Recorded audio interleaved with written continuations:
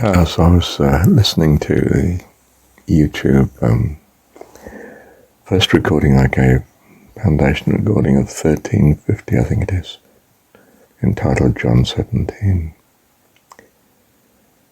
And I'm reminded of my purpose not to alter anything that's I've said in the recordings.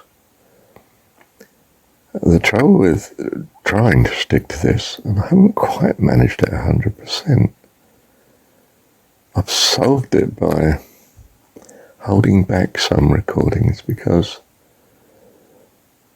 either it's embarrassing, I think, to myself or to someone mentioned in the recording. And it's made me cautious of actually putting it on YouTube. So I've kept them aside. And I think what I should be doing is attending to some of these so that they are on YouTube, but with, some extra comments at the end,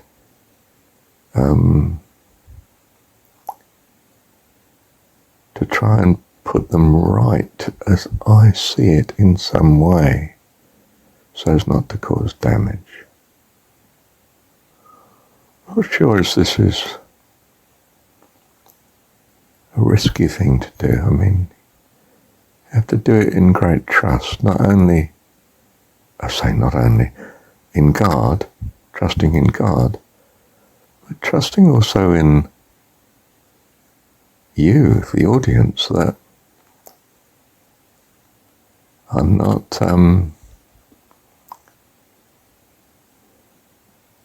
doing something wrong in actually publishing them. Do you see, I have in mind to do that so that I'm not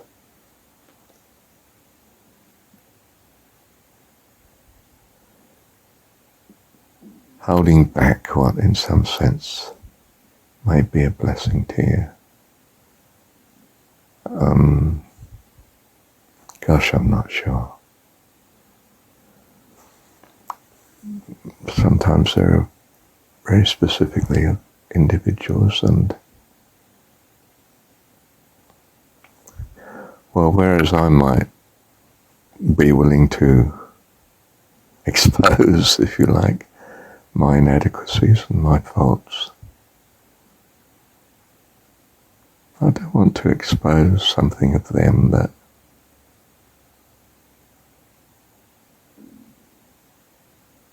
shouldn't be exposed.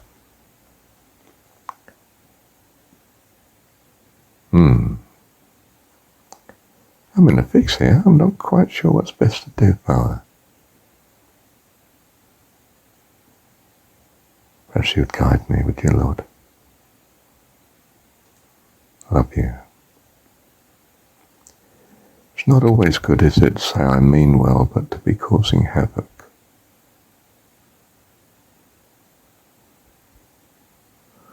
And there's no need to go out on a limb if there's no need.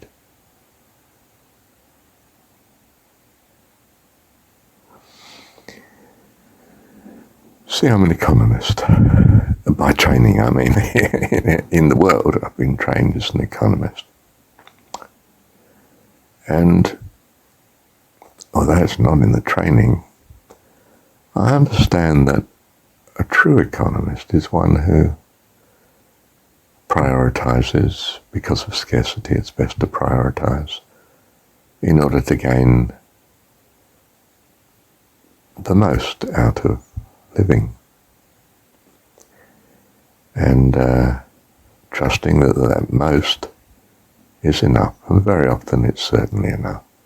You know, my classic sort of rule of thumb is if I can do 20% of the work and gain 80% of the benefit, wow, it's not really worth doing the other 80%. Or at least it's tremendous to prioritize by doing the 20% that brings in 80% of the benefit.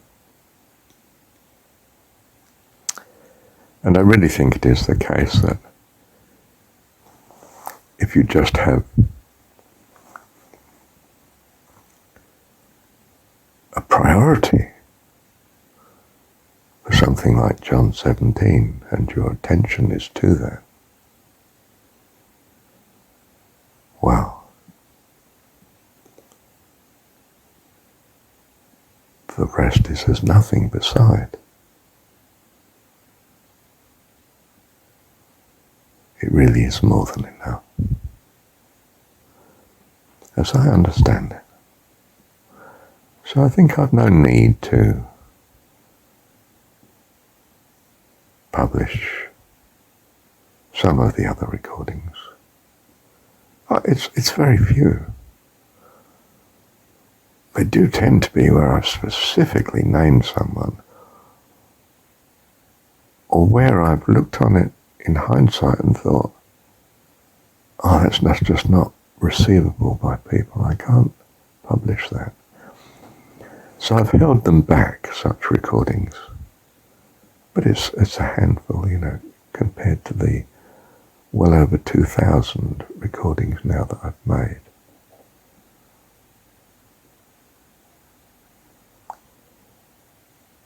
And my intention is to make such available in some way or other. Might not all be on YouTube, but it is at the minute my intention to put as much as I can there, in the public arena, so to speak.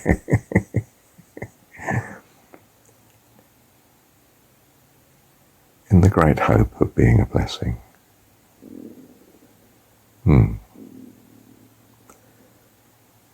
Thank you, Father. So I will hold back some. And there might come a time when there's no need to hold them back. If they name specific people, perhaps I'll get their blessing first. Or it will no longer need their blessing. Whatever. And if it's something that simply I think is wrong,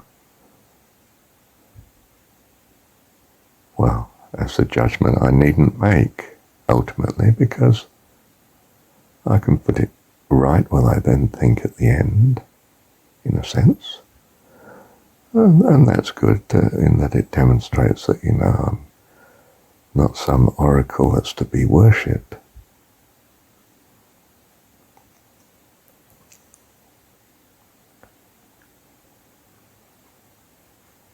Perhaps I make mistakes. Perhaps I cut across at times.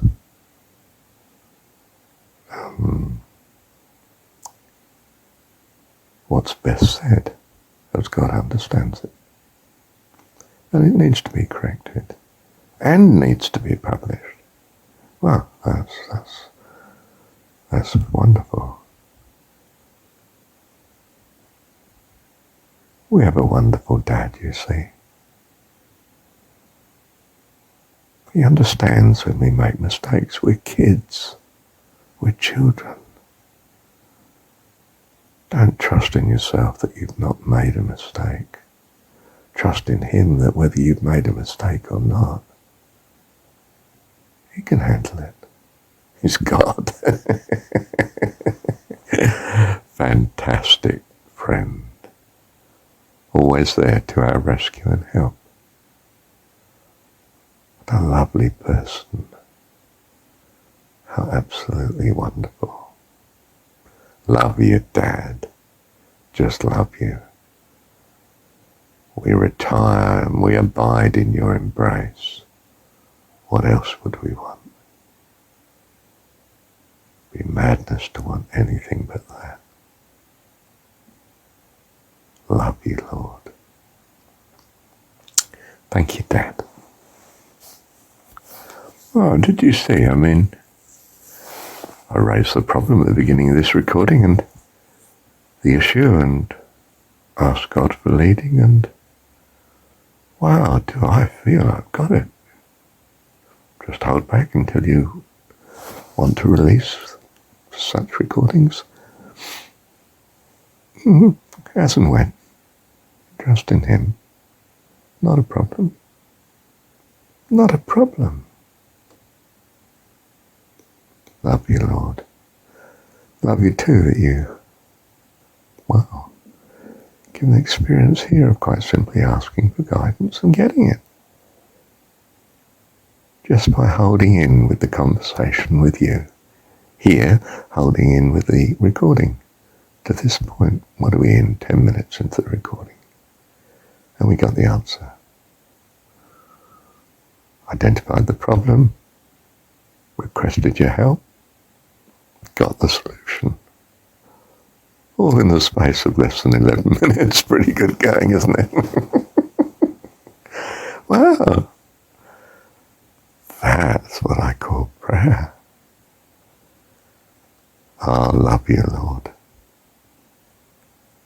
So utterly love you, Dad. Thank you, Dad. Right, I wonder if it might help if I have the following strategy.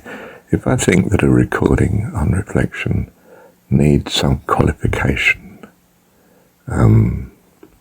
even some contradiction, correction by me, I shouldn't have mentioned such and such, then I'll indicate that in the recording's title. Instead of there being, for instance, one full stop in the title, but certainly of more recent times, space, dot, space, before the actual title word comes, I'll make it into, on the video title, I'll make it into space, dot, dot, space, and then the title.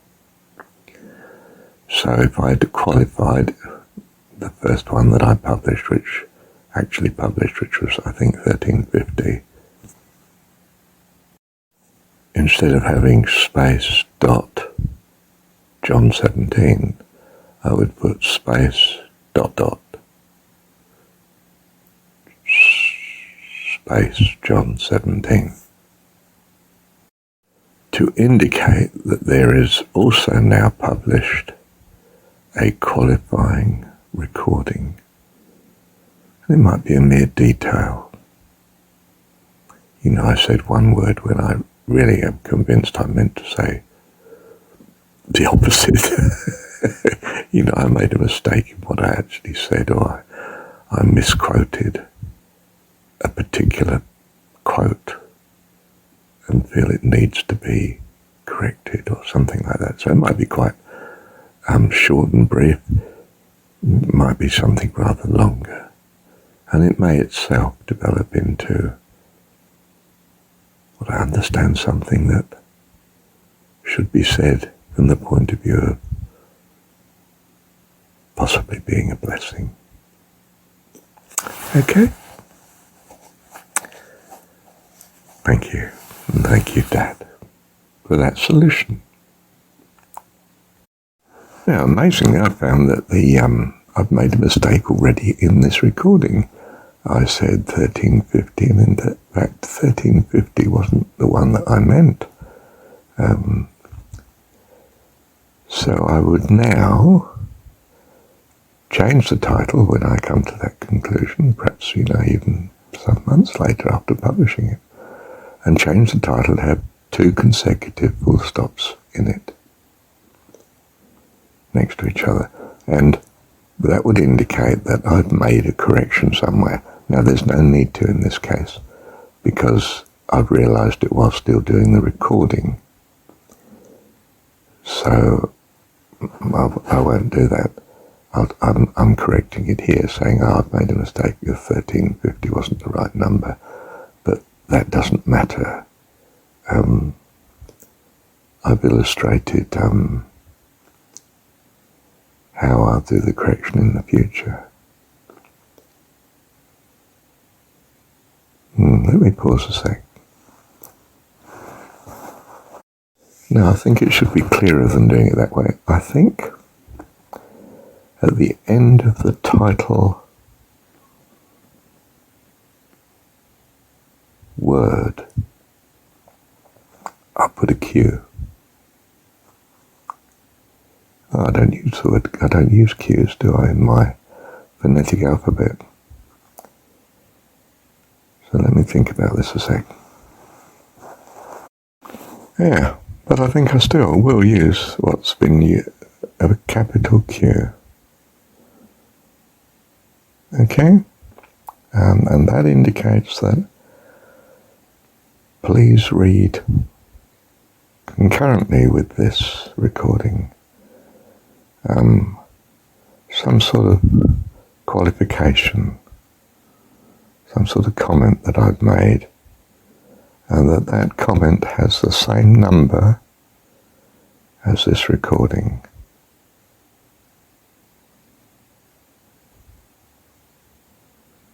And I would like it to be taken into consideration when you read this one that you're on, the one that you're on when you read it. I'm going to see if that works for the best. Thank you, Dan. I can do better than that. I can forget about the double full stops or the use of Q. I can simply put a bracket and the letters S-E-E, in other words C, and the number of the qualifying recording that I would like to be taken into account in correction or whatever of the recording that I'm concerned to correct. I think that may do it. We'll see. Thank you, Dan.